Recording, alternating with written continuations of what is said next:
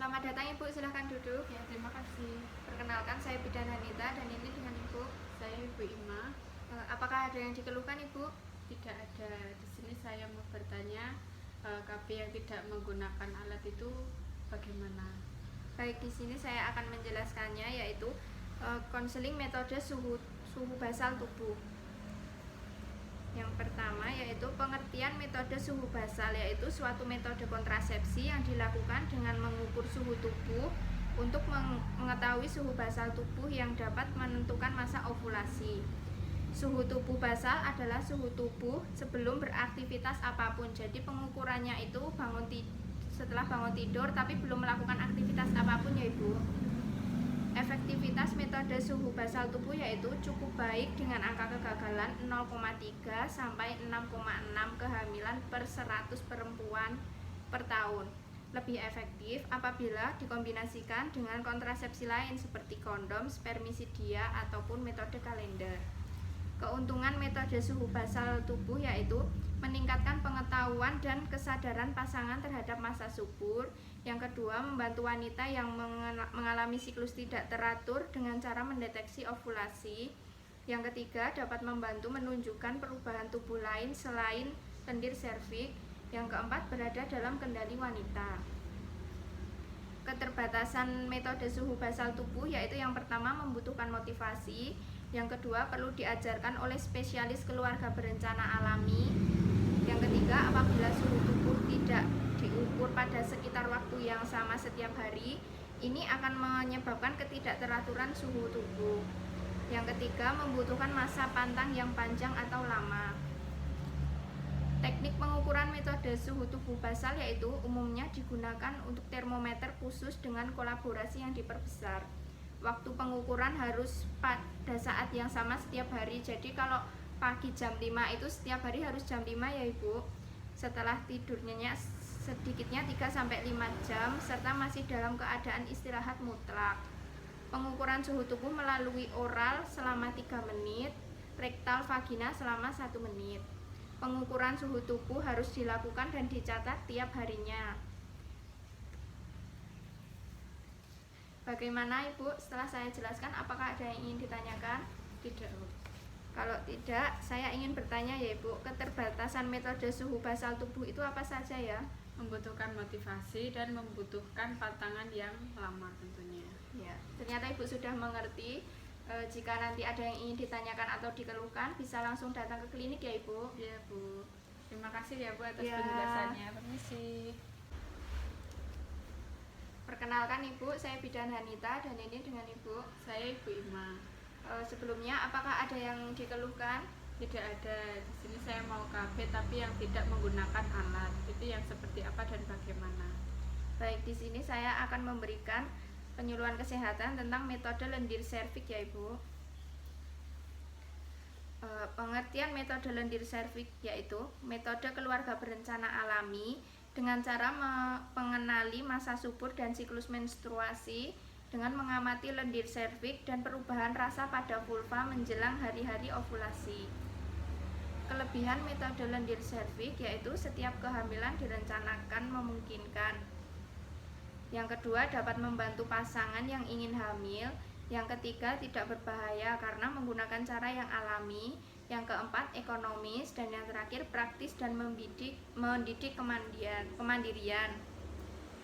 Kerugian dari metode lendir serviks yaitu membutuhkan komitmen, perlu diajarkan oleh spesialis KBA atau KB alami, dapat membutuhkan 2-3 siklus untuk mempelajari metode, melibatkan sentuhan pada tubuh yang tidak disukai beberapa wanita dan membutuhkan tantangan. Teknik dari metode lendir serviks yaitu catatlah tiap kali pengamatan dilakukan. Yang kedua, periksa lendir setiap kali ke belakang ya Ibu dan sebelum tidur, kecuali ada perasaan sangat basah pada waktu siang. Yang ketiga, pantang senggama paling sedikit 1 siklus sehingga klien akan mengenali hari-hari lendir. Yang keempat, hindari senggama pada waktu haid. Dan yang kelima, pada hari kering setelah haid, aman untuk bersenggama selang 1 malam. Bagaimana Ibu? Apakah ada yang ingin ditanyakan? Ya, saya mau bertanya penjelasan tentang kerugian tadi metode lendir cervix tadi. Kerugian dari metode lendir cervix yaitu membutuhkan komitmen, perlu diajarkan oleh spesialis KBA, dapat membutuhkan 2-3 siklus untuk mempelajari metode, melibatkan sentuhan pada tubuh yang tidak disukai beberapa wanita, dan membutuhkan pantangan. Ya, baik, saya mengerti. Jika nanti ada yang dikeluhkan lagi atau ingin bertanya, bisa langsung datang ke klinik ya Ibu. Baik Bu, terima kasih. Ya, selamat datang Ibu, perkenalkan saya Bidan Hanita dan ini dengan Ibu. Saya Bu Ima. Sebelumnya, apakah ada yang dikeluhkan? Tidak. Jika tidak, di sini saya akan memberikan penyuluhan kesehatan tentang kontrasepsi metode simptom termal ya Ibu.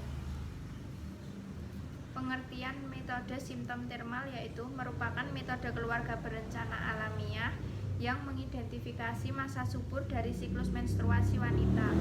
Metode simptom termal mengkombinasikan metode suhu basal tubuh dan mukosa serviks.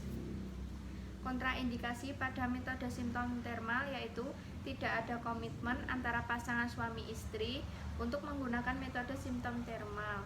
Yang kedua, wanita yang tidak dapat mengamati hari suburnya karena sifat wanita itu sendiri atau alasan lain. Yang ketiga, wanita yang ragu apakah dia mampu atau tidak melakukan hubungan seksual tanpa alat kontrasepsi barier minimal 10 hari setiap bulan atau menerapkan metode kontrasepsi lain di hari tidak amannya. Yang keempat, wanita yang mempunyai resiko kesehatan atau medis tertentu. Yang kelima, wanita yang mengonsumsi obat-obatan tertentu yang dapat mengaruhi suhu basal tubuh, keteraturan menstruasi, maupun produksi lendir serviks. Keuntungan dari metode simptom termal yaitu tidak ada efek fisik seperti obat-obatan, alat, bahan kimia, atau operasi yang dibutuhkan. Yang kedua, aman. Yang ketiga, ekonomis. Yang keempat, meningkatkan hubungan kerjasama antar pasangan. Yang kelima, dapat langsung dihentikan apabila pasangan menginginkan kehamilan. Yang keenam, tidak memerlukan tindak lanjut alat kontrasepsi lain setelah belajar metode simptom termal dengan benar. Kerugian menggunakan metode simptom termal yaitu tidak cocok digunakan oleh wanita yang mempunyai bayi, berpenyakit, pasca perjalanan maupun konsumsi alkohol. Yang kedua, metode simptom termal kurang efektif karena pengguna harus mengamati dan mencatat suhu basal tubuh maupun perubahan lendir serviks. Yang ketiga, metode simptom termal memerlukan kerjasama antara pasangan suami istri. Yang keempat, penggunaan harus mendapatkan pelatihan atau instruksi yang benar. Efek samping dari metode simptom termal yaitu komplikasi yang langsung tidak ada. Yang kedua, persoalan timbul bila terjadi kegagalan kehamilan karena data-data yang menunjukkan timbulnya kelainan janin sehubungan dengan terjadinya fertilisasi oleh spermatozoa dan ovum yang berumur tua atau terlalu matang. Bagaimana Ibu setelah saya jelaskan, apakah ada yang ingin ditanyakan? Saya mau bertanya tentang efek dari metode tersebut itu apa? Yang pertama, komunikasi yang langsung tidak ada. Yang kedua, persoalan timbul bila terjadi kehamilan karena data-data yang menunjukkan timbulnya kelainan janin sehubungan dengan terjadinya fertilisasi oleh spermatozoa dan ovum yang berumur tua atau terlalu matang. Ya, baik, saya sudah paham dari penjelasan yang itu tadi. Jika nanti ada yang ingin ditanyakan atau ada keluhan, Ibu bisa datang lagi ke klinik ya Bu. Ya, baik, terima kasih ya Bu. Ya. Selamat siang Ibu, perkenalkan saya Bidan Hanita dan ini dengan Ibu. Saya Ibu Ima. Apakah ada yang dikeluhkan Bu? Tidak ada. Di sini saya mau bertanya apakah pria itu bisa ber-KB ya Bu? Baik, di sini saya akan memberikan penyuluhan kesehatan tentang kondom pria. Tentu saja pria itu bisa ber-KB ya Ibu. Pengertian dari kondom pria yaitu selubung atau sarung karet yang terbuat dari berbagai bahan, diantaranya lateks, plastik atau bahan alami yang dipasang pada penis saat berhubungan seksual. Cara pemakaian dari kondom pria yaitu sarungkan pada penis dalam keadaan ereksi atau tegang, baru kemudian melakukan berhubungan seksual. Kerugian dari penggunaan kondom pria yaitu angka kegagalan relatif tinggi disebabkan oleh pemakaiannya. Yang kedua, perlu menghentikan sementara aktivitas dan spontanitas hubungan seksual untuk memasang kondom. Keuntungan kontrasepsi akan diperoleh jika kondom dipakai benar atau konsisten. Efek samping dari penggunaan kondom pria yaitu berkurangnya sensitivitas gland penis. Yang kedua, alergi terhadap karet. Untuk tempat penjualannya yaitu dapat dibeli di apotek, BPM, puskesmas maupun toko obat lainnya. Cara pembuangan kondom setelah dipakai yaitu jangan dibuang di toilet, selokan atau parit. Dibuang bersama sampah atau dibakar ya Ibu. Bersihkan sebelum dibuang, bersihkan dulu, bungkus, ikat lalu masukkan ke tempat sampah. Yang terakhir bisa ditanam. Bagaimana Ibu? Apakah ada yang ingin ditanyakan? Saya mau bertanya tentang cara pembuangan tadi kan ditanam di tanah. Apakah hanya tanah sembarangan apa harus ditanam di lingkungan rumah tersebut atau di tempat lain, itu boleh atau tidak? Boleh Ibu, bisa ditanam di tanah belakang rumah ataupun nanti bisa ikut ditanam bersama tanaman lainnya. Ya baik, saya sudah mengerti. Terima kasih atas penjelasan Ibu.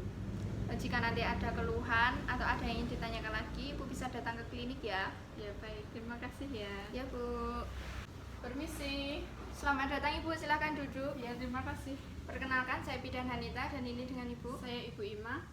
Apakah ada yang dikeluhkan Ibu? Tidak ada. Di sini saya mau bertanya, alat kontrasepsi yang tidak beresiko dan aman itu seperti apa? Baiklah, di sini saya akan memberikan penyuluhan kesehatan tentang kondom wanita ya Ibu. Ya Bu. Kondom wanita yaitu merupakan selubung atau sarung yang dipasang pada organ dalam wanita, berbentuk silinder, panjang muara, berpinggiran tebal pada kedua sisi serta terdapat lubrika pada sisi luar dalam. Cara pemakaiannya yaitu perhatikan kemasan kondom terlebih dahulu ya Ibu. Jangan kenakan kondom apabila kemasan robek ataupun rusak.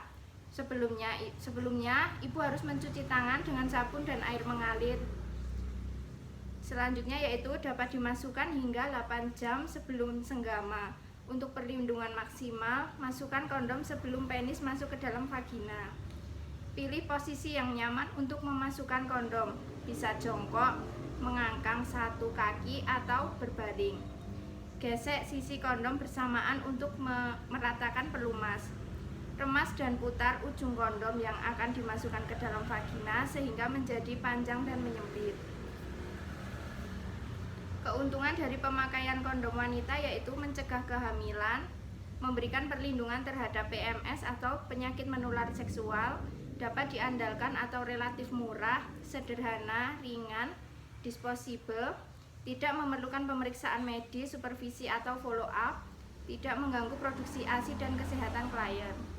Kerugian dari pemakaian kondom wanita yaitu bisa angka kegagalan relatif tinggi disebabkan oleh pemakaian tidak konsisten. Yang kedua, perlu menghentikan sementara aktivitas dan spontanitas hubungan seksual untuk memasang kondom. Yang ketiga, keuntungan kontraseptif atau diperoleh jika kondom dipakai secara benar dan konsisten pada setiap hubungan seksual. Efek samping dari pemakaian kondom wanita yaitu berkurangnya sensitivitas gland penis. Yang kedua, alergi terhadap karet. Pembelian kondom wanita dapat dibeli pada apotek, puskesmas, toko obat, Alfamart atau Indomart ya Ibu. Cara pembuangan kondom yang benar setelah dipakai, jangan dibuang ke dalam toilet atau selokan ya Ibu, karena nanti bisa menyumbat. Yang kedua, bisa dibakar bersama sampah. Yang ketiga, bersihkan dulu atau dicuci, kemudian bungkus lalu masukkan ke tempat sampah, dan yang terakhir bisa ditanam. Bagaimana Ibu? Apakah sudah mengerti? Sudah. Apakah ada yang ingin ditanyakan? Saya mau bertanya, alat kontrasepsi itu tadi kan kondom. Nah, itu ada beberapa jenis. Apa saja? Kondom terdiri dari 2 jenis. Yang pertama kondom wanita dan kondom pria. Tentunya bentuknya berbeda ya Ibu, dan cara pemasangannya pun berbeda. Ya baik, saya mengerti. Sudah mengerti? Sudah. Jika nanti ada apa-apa bisa datang lagi ke klinik ataupun nanti bisa hubungi saya ya Ibu. Iya, terima kasih. Permisi ya Bu. Ya, selamat datang Ibu. Perkenalkan saya Bidan Hanita dan ini dengan Ibu. Saya Ibu Ima. Sebelumnya apakah ada yang dikeluhkan? Tidak ada Bu. Jika tidak, di sini saya akan memberikan penyuluhan kesehatan tentang konseling kontrasepsi diafragma dan penutup serviks. Pengertian dari diafragma yaitu cup berbentuk bulat cembung, terbuat dari lateks atau karet, plastik atau silikon dengan tepi yang kuat yang dimasukkan ke dalam vagina sebelum berhubungan seksual dan menutup serviks. Untuk pengertian penutup serviks yaitu cup berbentuk setengah silinder, terbuat dari lateks atau karet, plastik atau silikon yang dimasukkan ke dalam vagina sebelum berhubungan seksual dan menutup serviks. Kelebihan metode diafragma dan penutup serviks: mencegah kehamilan dan melindungi dari PMS atau penyakit menular seksual seperti chlamydia, gonorrhea, dan PID. Tidak mengganggu produksi ASI dan kesehatan klien. Yang ketiga, tidak mengganggu hubungan seksual karena telah terpasang sampai 6 jam sebelum bersenggama. Tidak mempunyai pengaruh hormonal. Untuk kekurangan metode diafragma dan penutup serviks yaitu efektivitas sedang. Keberhasilan sebagai kontrasepsi bergantung pada kepatuhan mengikuti cara penggunaan. Yang kedua, pada 6 jam pasca hubungan seksual, alat masih harus berada di posisinya. Yang ketiga, pada beberapa pengguna menjadi penyebab infeksi saluran kemih atau ISK. Cara pemakaian diafragma yang benar yaitu yang pertama, Ibu harus mencuci tangan terlebih dahulu, dan yang kedua, pastikan diafragma tidak berlubang atau rusak. Yang ketiga, masukkan jari ke dalam vagina sampai menyentuh serviks. Yang keempat, jika diafragma tidak nyaman, tarik dan pasang kembali. Yang terakhir yaitu diafragma berada di dalam vagina paling tidak 6 jam setelah bersenggama ya Ibu. Untuk cara pelepasannya sendiri yaitu langkah yang pertama sama seperti pemasangan tadi, yaitu mencuci tangan, dan yang kedua masukkan jari ke dalam vagina hingga kap diafragma terasa. Selanjutnya masukkan jari di bawah kap diafragma perlahan lalu tarik keluar. Jangan menggunakan kuku ya Ibu, nanti bisa melukai vagina. Setelah itu cuci diafragma dengan sabun dan air mengalir, lalu keringkan setelah penggunaan. Untuk cara pemakaian penutup serviks yaitu isi sepertiga cup dengan spermicidia cream, jelly atau busa. Langkah selanjutnya yaitu mencuci tangan.